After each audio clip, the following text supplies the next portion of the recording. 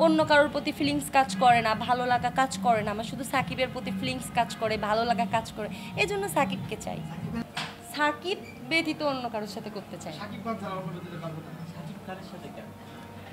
কারণ সাকিব খানই একমাত্র মানে এই যে সিনেমা জগতে, সিনেমার মাঠে সাকিব খান একাই খেলতেছে, আর কেউ খেলতে পারতেছে না। কেমন লাগে অনেক ভালো লাগে। ওকে যদি পাইতাম সামনে থেকে একটা হাত করতাম, করে বলতাম আমি তোমাকে অনেক পছন্দ করি।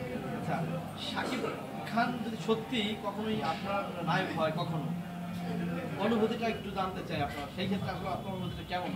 অনুভূতি ওয়াও ওয়াও, জোস জোস ফিলিংস।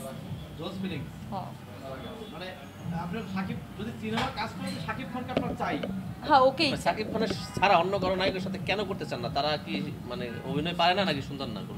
সুন্দর সুন্দর, সব হিরোরাই সুন্দর, অভিনয়ও পারে, কিন্তু আছে না মানুষের নিজের একটা ভালো লাগা।